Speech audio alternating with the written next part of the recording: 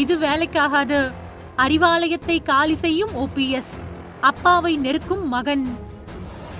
தமிழக அரசியல்ல கட்சி தாவல்கள், ராஜினாமாக்கள், புதிய கூட்டணி அப்படின்னு தொடர்ந்து பரபரப்பாவே இருந்துட்டு வரக்கூடிய நிலையில முன்னாள் முதலமைச்சர் ஓ பன்னீர்செல்வம் சீக்கிரமாவே தன்னோட சட்டப்பேரவை உறுப்பினர் பதவியை ராஜினாமா செஞ்சு தமிழக வெற்றி கழகத்துல இணையலாம் அப்படிங்கிற தகவல் தேனி வட்டாரங்கள்ல பரபரப்பை ஏற்படுத்தி இருக்கு.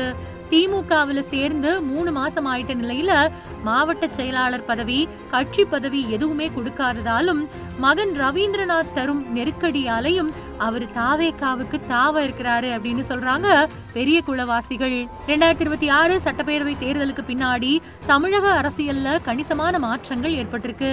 தமிழக வெற்றி கழகம் 108 தொகுதிகளில் வெற்றி பெற்று மிகப்பெரிய கட்சியா உருவெடுத்தாலும் தனிப்பெரும்பான்மை இல்லாததால கூட்டணி கட்சிகளோட ஆதரவோட ஆட்சி அமைச்சது. அதுக்கு பின்னாடி பல்வேறு அரசியல் மாற்றங்கள் தொடர்ந்து நடைபெற்று வருது. குறிப்பா அதிமுகவிலிருந்து பல முன்னாள் அமைச்சர்கள் அப்புறம் சட்டமன்ற உறுப்பினர்கள் விலகி வர்றதும் அரசியல் வட்டாரத்துல ரொம்ப பெரிய விவாதத்தை ஏற்படுத்தி இருக்கு.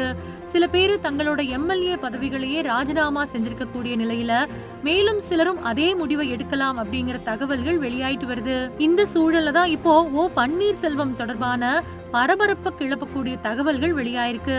அரசியல் வட்டாரங்கள்ல பரவி வரக்கூடிய தகவல்களின்படி திமுகவில் இணைஞ்ச பின்னாடி தனக்கு முக்கியமான கட்சி பொறுப்பு வழங்கப்படும் அப்படின்னு ஓபிஎஸ் எதிர்பார்த்ததா சொல்லப்படுது.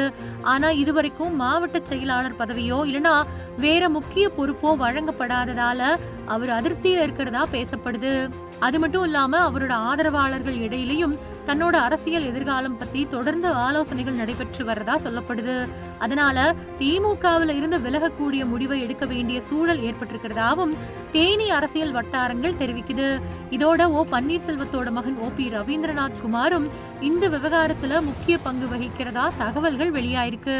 ரவீந்திரநாத் சில தாவேகா நிர்வாகிகள் கூட தொடர்பில் இருந்துட்டு வரதாவும் அவரும் கட்சி மாறுறது பத்தி ஆலோசனை நடத்திட்டு வரதாவும் சொல்லப்படுது. அது மட்டும் இல்லாம தன்னோட அரசியல் எதிர்காலத்தை கருத்துல கொண்டு ஓபிஎஸ் சீக்கிரமா எம்எல்ஏ பதவியை ராஜினாமா செஞ்சு தாவேகாவில் இணையலாம் அப்படிங்கிற தகவலும் பரவிட்டு வருது. ஏற்கனவே அதிமுகவை சேர்ந்த பல முன்னாள் அமைச்சர்கள் அப்புறம் சட்டமன்ற உறுப்பினர்கள் பதவி விலகி இருக்கிறதால பல தொகுதிகளில் இடைத்தேர்தல் நடக்கக்கூடிய சூழல் உருவாயிருக்கு. இன்னும் சில உறுப்பினர்களும் ராஜினாமா செய்யலாம் அப்படிங்கிற தகவல்கள் தொடர்ந்து வெளியாயிட்டு வருது. அந்த பட்டியல்ல இப்போ ஓபிஎஸ் பெயரும் இடம்பெற்றிருக்கிறது தேனி மாவட்ட அரசியல் வட்டாரங்கள்ல பரபரப்பா பேசப்பட்டு வருது. ஒருவேளை ஓபிஎஸ் தாவேகாவில் இணைஞ்சா அது தென் மாவட்ட அரசியல்ல முக்கிய தாக்கத்தை ஏற்படுத்தக்கூடும் அப்படின்னு அவரோட ஆதரவாளர்கள் கருதுறாங்க. அதே நேரத்துல ஓ பன்னீர்செல்வம் இதுவரைக்கும் இந்த தகவல்கள் பத்தி எந்த விளக்கமும் கொடுக்கல.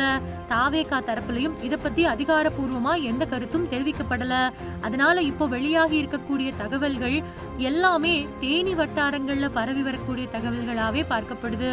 ஓபிஎஸ் உண்மையிலேயே எம்எல்ஏ பதவியை ராஜினாமா செஞ்சு தமிழக வெற்றி கழகத்துல இணைய போறாரா இல்ல இந்த தகவல்கள் வெறும் அரசியல் யூகங்களா அப்படிங்கறது பத்தி இன்னும் கொஞ்ச நாட்கள்ல தெரிஞ்சிரும் அப்படின்னு சொல்றாங்க தேனிவாசிகள்.